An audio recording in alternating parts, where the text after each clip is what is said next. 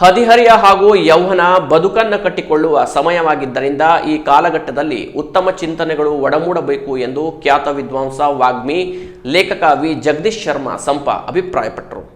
Konkan education ಟ್ರಸ್ಟ್ನಲ್ಲಿ ನಡೆದ ಸುಜ್ಞಾನ ಸಂಪದ ಕಾರ್ಯಕ್ರಮದಲ್ಲಿ ವಿದ್ಯಾರ್ಥಿಗಳಿಗೆ ಮಾರ್ಗದರ್ಶನ ಮಾಡಿದ ಖ್ಯಾತ ವಿದ್ವಾಂಸ ವಾಗ್ಮಿ ಲೇಖಕ ವಿ ಜಗದೀಶ್ ಶರ್ಮಾ ಸಂಪ ಅವರು ರಾಕ್ಷಸರಿಗೆ ಬಾಲ್ಯವಿಲ್ಲ, ಹುಟ್ಟುವಾಗಲೇ ತಾಯಿಯಷ್ಟು ವಯಸ್ಸು ಅವರದ್ದಾಗಿರುತ್ತಿತ್ತು. ಆದ ಕಾರಣವೇ ಅವರಿಗೆ ರಾಕ್ಷಸೀಯ ಪ್ರವೃತ್ತಿ ಬೆಳೆಯಿತು ಎಂಬುದು ಗಮನಾರ್ಹ. ಹೀಗಾಗಿ ಬಾಲ್ಯವು ಬಹು ಮಹತ್ವಪೂರ್ಣವಾದದ್ದು.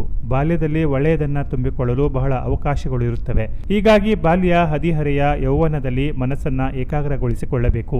ಈ ಸಮಯ ಎಷ್ಟು ಒಳ್ಳೆಯದೋ ಅಷ್ಟೇ ದುರ್ಬರವಾಗಿರುವಂತಹದ್ದು.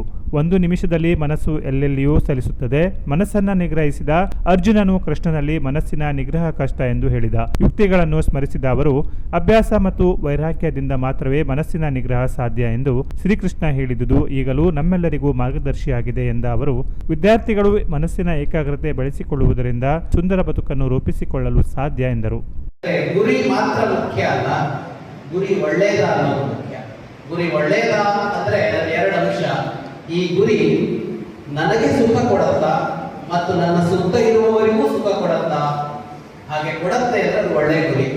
ನನಗೆ ಮಾತ್ರ ಸುಖ ಕೊಡುತ್ತೆ ಅಂತ ಅಂದ್ರೆ ಅದು ಕೆಟ್ಟ ಗುರಿ. ಇಷ್ಟೇ ರಾವಣ ದುರ್ಯೋಧನನ ಪಾಠ ರಾಮಾಯಣ ಮಹಾಭಾರತ ಕಳಿಸೋದು ಇಷ್ಟನ್ನೇ.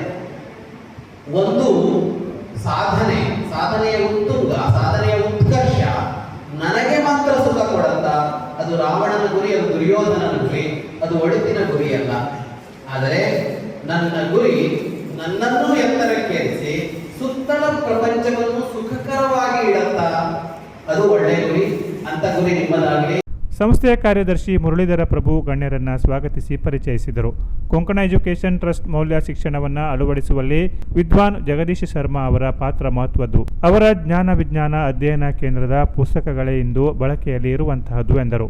ಜ್ಞಾನ ಕ್ಷೇತ್ರದಲ್ಲಿ ಅತ್ಯಂತ ದೊಡ್ಡ ವಿದ್ವಾಂಸರಾಗಿದ್ದಾಗ ಸಮೃದ್ಧ ಬರಹಗಾರರಾಗಿ ಅವರು ಭೀಷ್ಮ ಹೇಳಿದ ಮ್ಯಾನೇಜ್ಮೆಂಟ್ ಕಥೆಗಳು, ಬಹುಶಃ ತಾವು ಓದಬೇಕಾದ್ರಲ್ಲ, ಭೀಷ್ಮ ಹೇಳಿದ ಮ್ಯಾನೇಜ್ಮೆಂಟ್ ಕಥೆಗಳು, ಮಹಾಭಾರತ ಹೇಳಿಯೂ ಹೇಳಿದ್ದು, ಪದಪಾಠ ಸೇರಿದಂತೆ ಹಲವಾರು ಪುಸ್ತಕಗಳನ್ನ ರಚಿಸಿದ್ದಾರೆ, ಪ್ರಕಟಿಸಿದ್ದಾರೆ. ಕನ್ನಡಪ್ರಭ ಮತ್ತು ಹೊಸದಿಗಂತ ಪತ್ರಿಕೆಗಳಲ್ಲಿ ಅವರು ಅಂಕಣಕಾರರು ಹೌದು. ಪ್ರಸ್ತುತ ಅವರು ಜ್ಞಾನ ವಿಜ್ಞಾನ ಅಧ್ಯಯನ ಕೇಂದ್ರದಲ್ಲಿ ಸಂಸ್ಥಾಪಕ ನಿರ್ದೇಶಕರು. ಅದೇ ಆ ಜ್ಞಾನ ವಿಜ್ಞಾನ ಕೇಂದ್ರದಿಂದಲೇ ನಮಗೆ ಪುಸ್ತಕಗಳು ಬಂದಿರುವುದು. ಜ್ಞಾನ ವಿಜ್ಞಾನ ಅಧ್ಯಯನ ಕೇಂದ್ರದಲ್ಲಿ ಸಂಸ್ಥೆಯ ಅಧ್ಯಕ್ಷ ವಿಠಲ್ ಆರ್ ನಾಯಕ್, ಹಿರಿಯ ವಿಶ್ವಸ್ತ ರಮೇಶ್ ಪ್ರಭು, ವಿಧಾತ್ರಿ ಅಕಾಡೆಮಿಯ ಸಹ ಸಂಸ್ಥಾಪಕ ಗುರುರಾಜ್ ಶೆಟ್ಟಿ ವೇದಿಕೆಯಲ್ಲಿದ್ದರು. ಸಿಬಿಎಸ್ಕೆ ಹಾಗೂ ಸರಸ್ವತಿ ಪಿಯು ಕಾಲೇಜಿನ ವಿದ್ಯಾರ್ಥಿಗಳು ಕಾರ್ಯಕ್ರಮದ ಸವಿಸವಿದರು. ಮುಖ್ಯೋಪಾಧ್ಯಾಯ ಗಣೇಶ್ ಜೋಶಿ ನಿರೂಪಿಸಿ ವಂದಿಸಿದರು. Canara plus news, Kumta.